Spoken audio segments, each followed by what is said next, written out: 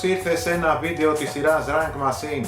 Είμαι ο Πάνος Αντίπας και σε κάθε επεισόδιο σου παρουσιάζω τη δισκογραφία ενός από τα πολύ αγαπημένα μου συγκροτήματα της rock μουσικής, ταξινομημένη από το χειρότερο του άλμπουμ προς το καλύτερο κατά την προσωπική μου και μόνο άποψη.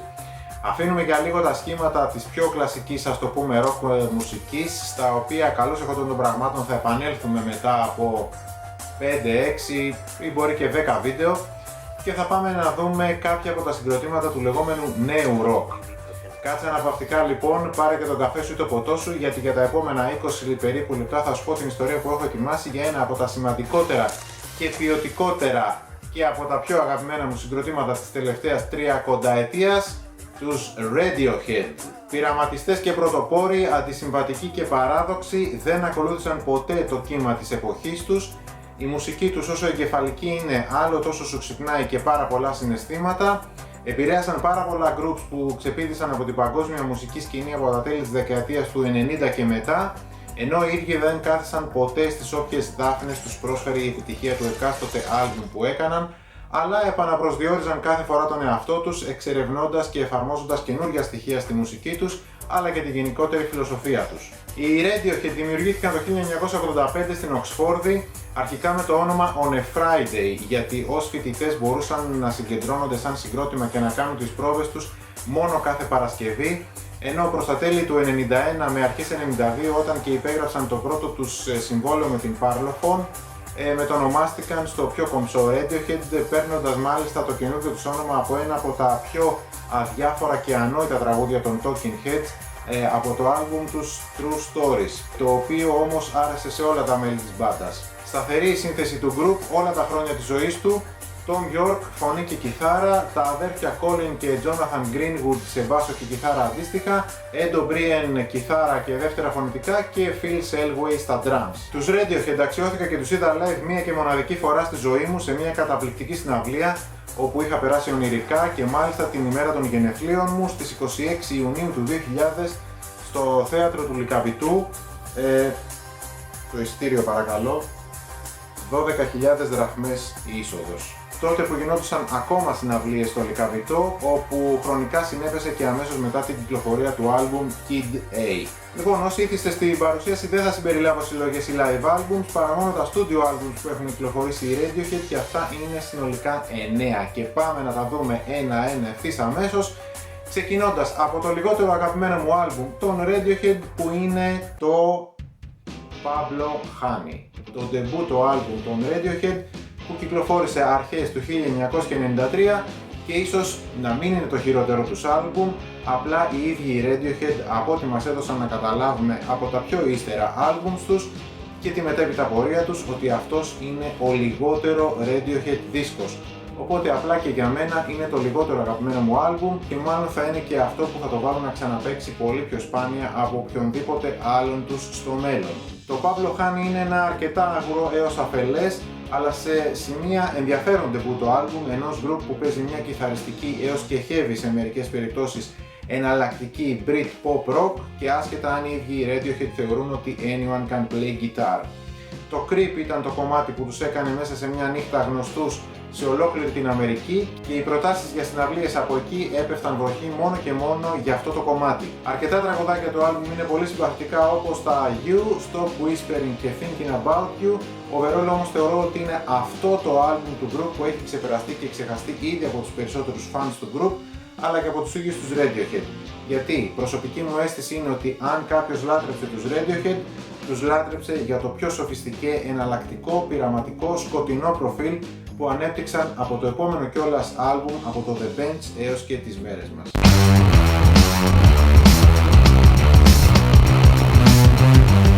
Όχι, δεν είναι ο χάρτης του Hollywood, είναι η Special Edition σε CD του Hail to the Thief, που κυκλοφόρησε το 2003. Hail to the Thief στα ελληνικά σημαίνει χαιρετισμό στο κλέφτη, ή σε ακόμα πιο ελεύθερη μετάφραση, χαιρετίσματα στην εξουσία. Η φράση Hail to the Thief χρησιμοποιήθηκε από διαδηλωτές κατά του George Bush Jr. σε διαμάχες σχετικά με τις προεδρικές εκλογές του 2000 στις Ηνωμένες Πολιτείες της Αμερικής. Ο Tom York επηρεάστηκε από τη γενική αίσθηση άγνοιας, μυσαλλοδοξίας, πανικού και ηλιθιότητας του κόσμου Μετά την εκλογή του συγκεκριμένου προέδρου, πήρε λόγια, φράσεις και συνθήματα γύρω από αυτό που ονομάστηκε War on Terror και τα χρησιμοποίησε στους στίχους και στα covers του άλμπουμ. Το Hail to the Thief είναι ξεκάθαρα ένας πολιτικός δίσκος με πολλά κρυφά νοήματα στους πολύ εύστοχους στίχους του. Είναι ο μεγαλύτερος σε διάρκεια δίσκος του group, ίσως αδικαιολόγητα. Το άλμπουμ είναι σχετικά ψηλοαποκηρυγμένο από το group, δεν παίζουν τίποτα από αυτό στα live τους. Εμένα πάλι ίσως και τετριμένα μου αρέσει πάρα πολύ. Είναι λίγο πιο rock από τα προηγούμενα Kid A και Amnesiac, αλλά το ίδιο πειραματικός και εναλλακτικός όπως και αυτά και με αρκετές δόσεις art και ηλεκτρονικής rock. Δεν υπάρχει κάποιο μεγάλο hit εδώ μέσα, ούτε το 2+2 = 5, ούτε το There από τα singles του album, τα οποία είναι με πολύ συμπαθητικά, αλλά hits δεν τα λες. Από τα highlights του album η εξαιρετική σχεδόν μπαλάντα Sail to the Moon, και το album για μένα γίνεται αρκετά πιο ενδιαφέρον καθώς πλησιάζει προς το τέλος του με τα καταπληκτικά A Punch Up at a Wedding, μιξωμάτωσης και το closing track A Wolf at the Door.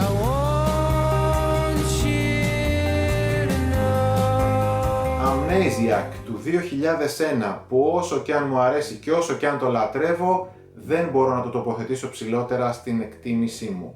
Το Amnesiac είναι κάτι σαν μια πνευματική συνέχεια του Kid A, μιας και τα τραγούδια και των δύο αυτών άλμπουμς ηχογραφήθηκαν την ίδια περίοδο.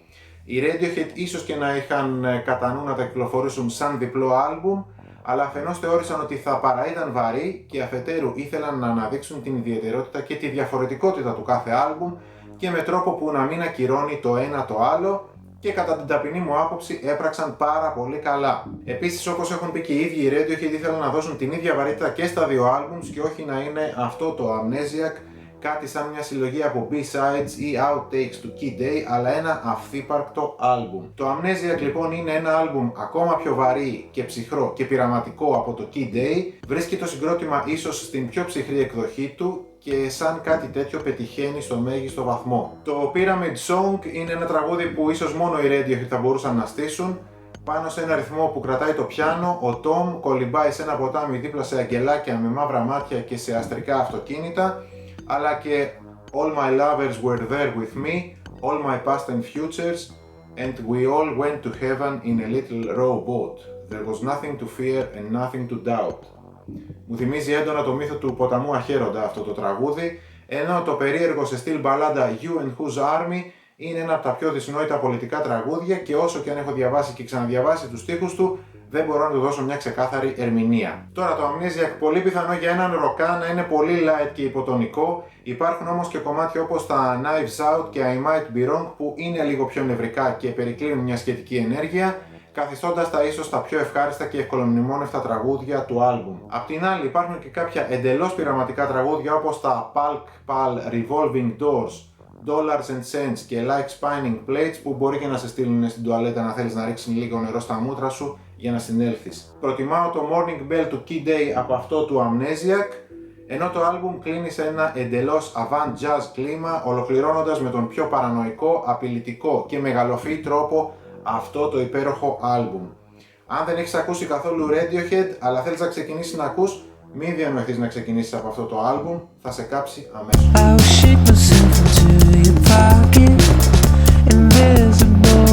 The King of Limbs του 2011.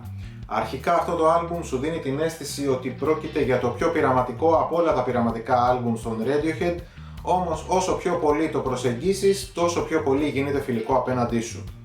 Προφανώς και πρέπει να επιλέξεις τη στιγμή που πρέπει να το προσεγγίσεις και να ακούσεις το συγκεκριμένο δίσκο, γιατί θεωρώ ότι είναι από τα πιο βαριά και δύσκολα τους άλμπουμς. Ποια θα είναι αυτή η στιγμή? Μάλλον εσύ πρέπει να τη βρεις και αν θα τη βρεις. Πολλές λούπες, πολύ ηλεκτρονικό, πολύ κρουστό, σχεδόν πλήρης απουσία κιθάρας, δημιουργούν μια ατμόσφαιρα έτσι αρκετά πολύπλοκη, που σου δημιουργεί δηλαδή πολλά και διαφορετικά συναισθήματα. Εγώ προσωπικά αυτό το δίσκο τον εκτίμησα πολύ περισσότερο όταν είδα στο YouTube το The King of Limbs from the Basement από το κανάλι των Radiohead στο YouTube, όπου στο συγκεκριμένο βίντεο οι Radiohead παίζουν το The King of Limbs live σε ένα υπόγειο, όπως το λέει και ο τίτλος του, και με τη βοήθεια session μουσικών και εντάξει, με ταξίδεψε τελείως. Πέτυχα τη στιγμή μου δηλαδή.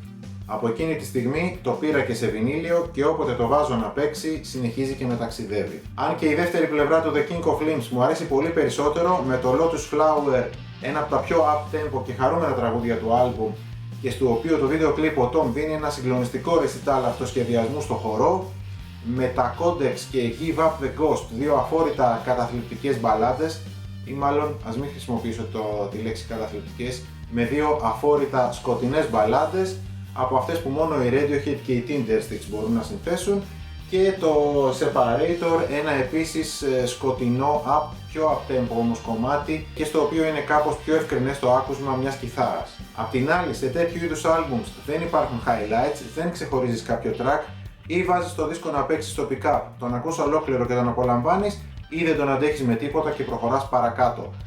Overall η αίσθησή μου για το The King of Limbs είναι ότι μπορεί και να μην πρόσθεσε κάτι το συγκλονιστικό στην ήδη εξαιρετικά σημαντική δισκογραφία των Radiohead, δεν αφαίρεσε όμως και κάτι.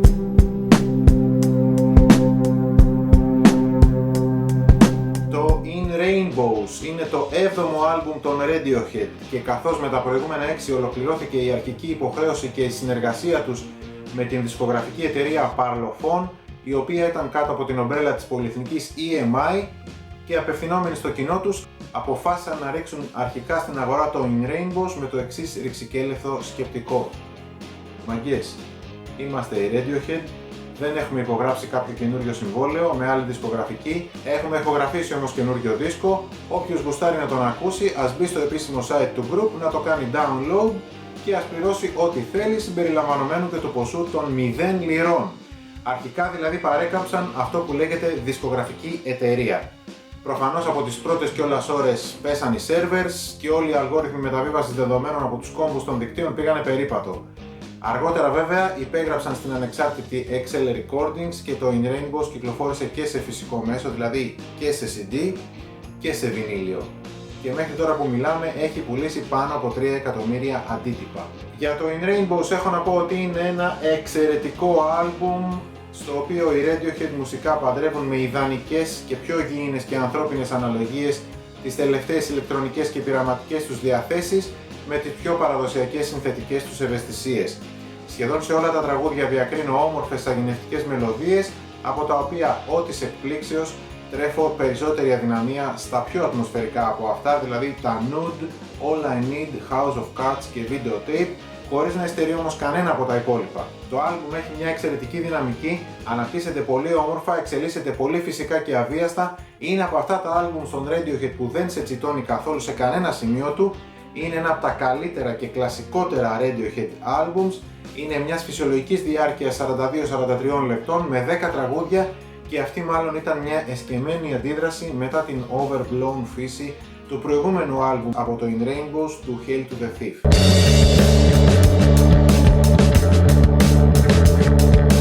Kid A του 2000. Με αυτό το άλμπουμ οι Radiohead βάλθηκαν να αποκηρύξουν το όποιο παρελθόν τους και από ένα group της εναλλακτικής rock σκηνής να περάσουν ξεκάθαρα σε πιο experimental rock μονοπάτια. Σε περίπτωση που πρόκειται να σου αρέσει το Kid A, αυτό μπορεί να γίνει μόνο με εξαντλητικά και επαναλαμβανόμενα ακούσματα, πράγμα το οποίο δεν ξέρω κατά πόσο είναι διατεθειμένος κανείς να πράξει στην εποχή της υπερβολικής ταχύτητας στην οποία ζούμε. Είναι ένα δύσκολο άλμπουμ που μαζί με το alternative και το experimental στοιχείο οι Radiohead ανακατεύουν σε αυτό με απίστευτη μαεστρία στοιχεία jazz, μπόλικη ηλεκτρονική και ambient, αλλά ακόμα και σύγχρονη κλασική μουσική, οπότε καταλαβαίνεις ότι πρόκειται για ένα εκρηκτικό μείγμα που αν δεν είσαι συνηθισμένος να το κρατάς στα χέρια σου, μπορεί και να σε κάψει. Προσωπικά βέβαια το λατρεύω αυτό το άλμπουμ και τα landmarks μου για αυτό είναι τα κομμάτια που είναι πολλαπλάσια του 3, δηλαδή τα κομμάτια 3, 6 και 9, δηλαδή το National Anthem με μπόλικες jazz επιρροές από Charles Minkus, το Optimistic από τα πιο αισιόδοξα και χαρούμενα τραγούδια της μπάντας, τουλάχιστον ως προς το ρυθμό και τον τίτλο του κομματιού, και το Morning Bell. Όλο το άλμπουμ όμως μου αρέσει πάρα πολύ. Το θεωρώ πρωτοποριακό, μεγαλοφυές και όσες φορές και αν το έχω ακούσει συνεχίζει και με συναρπάζει και κάθε φορά ανακαλύπτω και κάτι καινούριο μέσα σε αυτό. Τώρα, ό,τι δεν έκαναν οι Radiohead με το Kid A και το Amnesiac που είπαμε πιο πριν πίσω στα 2000, δηλαδή το να κυκλοφορήσουν το υλικό και των δύο αυτών άλμπουμ ως διπλό, το έκαναν 20 χρόνια αργότερα κυκλοφορώντας τα μάλιστα πλέον σε τριπλό άλμπουμ. Το Kid Amnesia. Ο πρώτος δίσκος είναι το Kid A, αυτή η πλευρά είναι το Kid A, Από εδώ είναι Amnesiac και ενδιάμεσα υπάρχει και ένα τρίτο LP που έχει κάποιες πολύ ενδιαφέρουσες και εναλλακτικές εκτελέσεις κομματιών από τα δύο αυτά albums, συν δύο ακυκλοφόρητα τραγούδια. Συλλεκτικό απόκτημα.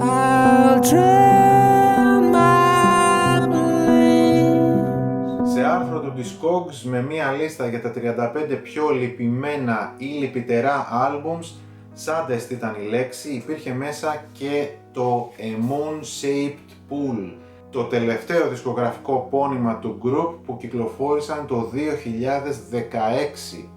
Έχω ακούσει πολύ λίγα albums της συγκεκριμένης λίστας και να σου πω την αλήθεια δεν έχω και καμία όρεξη να ακούσω και τα υπόλοιπα. Συμφωνώ όμως ότι το A Moon Shaped Pool είναι ένα πολύ λυπημένο έως καταθλιπτικό album, όπως εξάλλου οι περισσότεροι δίσκοι των Radiohead έχουν από μία έως και υπερβολική δόση θλίψης, το A Moon Shaped Pool έχει τη μεγαλύτερη. Μία πισίνα σε σχήμα φεγγαριού που εξερευνά διεξοδικά τις σκοτεινές γωνιές της ψυχής μας και που οι Radiohead το κάνουν με τόσο ορχιστρικό και φασματικό τρόπο που μερικές φορές είναι δύσκολο να το αντιμετωπίσεις.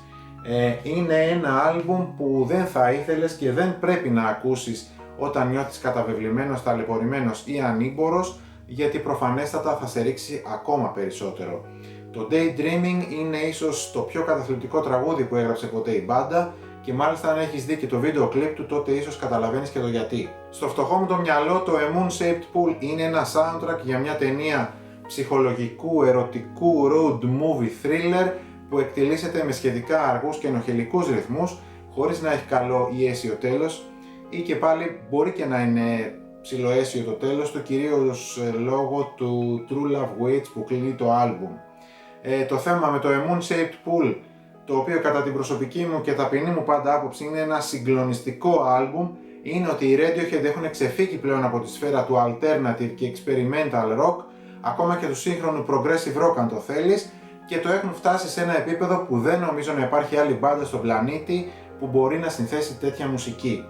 Αν αφήσεις το A Moon Shaped Pool να σε κατακτήσει, σε στοιχιώνει, γίνεται ένα μαζί σου και είναι δύσκολο να το αποβάλεις. Δεν ξέρω αν είμαι υπερβολικός που το τοποθετώ σχετικά ψηλά στη λίστα, ίσως να φταίει το ότι είναι νοπές ακόμα οι μνήμες μου από αυτό, ίσως να είναι και το ότι και το ίδιο με τραβάει να το βάζω και να το ακούω σε τακτά χρονικά διαστήματα στο pick-up μου, αλλά αυτή είναι η αλήθεια μου για το A Moon Shaped Pool.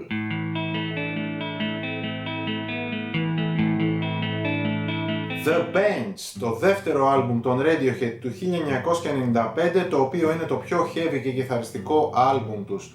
Ποτισμένο με βαθύ συναίσθημα, ακουστικά ρεφρέν και ιδιαίτερους σκοτεινούς, παρακτικούς και σε σημεία ακαταλαβίστικους στίχους, το The Bench είναι ένα κολοσιαίο βήμα πιο μπροστά από το ντεμπούτο άλμπουμ, το Pablo Honey. Εάν είσαι ένας περιστασιακός ακροατής των Radiohead, τότε όσα τραγούδια τους έχεις ακούσει και πιθανόν να ξέρεις, τότε αυτά μάλλον βρίσκονται στο The Bench, γιατί εδώ υπάρχουν μερικά από τα μεγαλύτερα hits του group, όπως τα συγκλονιστικά Fake Plastic Trees, High and Dry και Street Spirit, καθώς επίσης και τα πιο σκληρά διαπεραστικά και θορυβώδη My Iron Lung, Just και Sulk, αλλά και τα επίσης πολύ όμορφα Nice Dream, Bulletproof και Black Star. Πολλά και πανέμορφα τραγουδάκια που δεν βρήκαν θέση στην αρχική έκδοση του άλμπουμ, τα λεγόμενα outtakes, βρήκαν όμως θέση στα EPs ή τα singles του The Bench που κυκλοφόρησαν αργότερα, αρχικά μέσα από το EP Iron Lung, παρέα με μια σπαρακτική ακουστική εκτέλεση του Creep, στις διαφορετικές εκδόσεις του Street Spirit και στο EP του Fake Plastic Trees. Αν δεν έχεις ακούσει καθόλου Radiohead, αλλά θέλεις να ξεκινήσεις να ακούς, σε διατάζω να ξεκινήσεις από αυτό το φανταστικό άλμπουμ, The Bench.